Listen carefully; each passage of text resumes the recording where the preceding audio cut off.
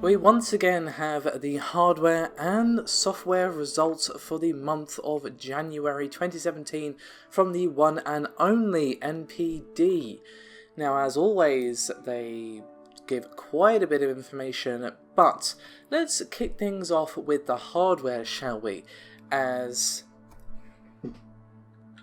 following the initial NPD report which we had last week, the PS4 did indeed top the hardware sector in terms of consoles, followed of course by the Xbox One. However, the Xbox One did enjoy year-over-year growth compared to January of last year. Now, what's really interesting is, of course, we've got the PS4 at number 1, Xbox One at number 2, but the NES Classic at number 3. Just goes to show you just how well that console is doing for itself. Perhaps points to the success we might see with the Switch. And a bit of a comment on this from the NPD analyst Sam Nagy, who said, quote, "The PlayStation 4 was the best-selling hardware in units sold during January 2017. And for the fourth consecutive month, PlayStation 4 Slim, System 500GB Uncharted 4 A Thief's End Bundle was the top-selling PS4 SKU in terms of units sold." But how about overall industry hardware stuff? Well, for the month of January, we did see $127 million, which sounds impressive, but it is actually a decline of 19% year over year versus January of last year, which saw $157 million. We also saw a decline in accessories of 17% year over year, and things such as Skylanders, Amiibo and LEGO Dimensions saw the biggest decline. The total spend in the US for accessories, hardware and software for the month of January hit $611 million. Now that's hardly small change, but it is a slight decrease of 4% compared to the $637 million spent in 2016. According to NPD, this is unsurprisingly due to the decline in hardware sales and a general lack of growth. So the TLDR of all of that is that the PS4 was once again on the top for the month of January, Xbox One number 2, NES Classic at number 3, and overall we did see a decline in overall sales due to the decline in hardware sales. Perhaps this will improve this year with the release of the Switch and of course the Xbox Scorpio later on in the year. We'll only have to wait and see. But let's move swiftly on to the software side, shall we? Which is looking a little bit healthier than that of the hardware. The software sales were up 14% to $313 million, and apparently Resident Evil 7 did rather well for itself by being the best-selling game of January 2017.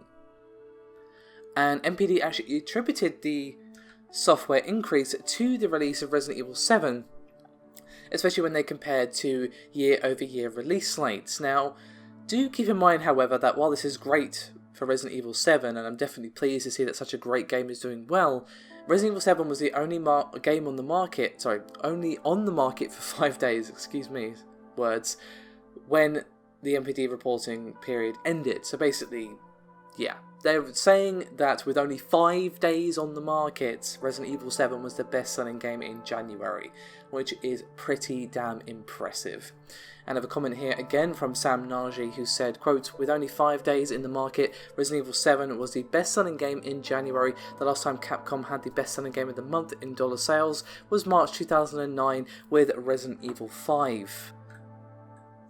And we actually saw a return of Overwatch to the software charts after it dropped off the NPD list back in October, and this could be attributed to the recent Year of the Rooster event, but NPD didn't actually weigh in on why Overwatch has seen a resurgence, but unsurprisingly it was one of the best-selling games of 2016 per the yearly report that NPD released back in January.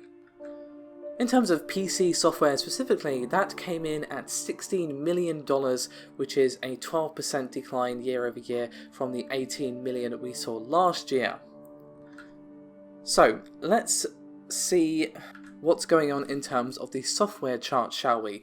Now, before I go on, I just want to say that they do count digital sometimes. Basically, it's up to the digital stores to report sales data. For example, some people who sell through the PS4 and Xbox stores report their data, others do not. and just for example, Microsoft, Sony and Blizzard do not report first-party sales, so do keep in mind that while it includes some digital, that area is not particularly accurate. It's probably more still based upon the physical brick and mortar sales.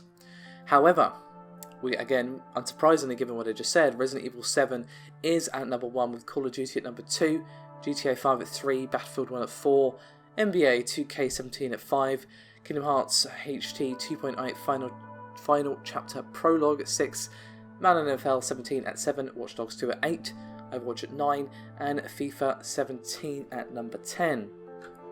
So overall, I am pleased to see Resident Evil 7 doing so well. It's such a good game, and I really want to see Capcom being rewarded for making one of the best AAA horror games in years.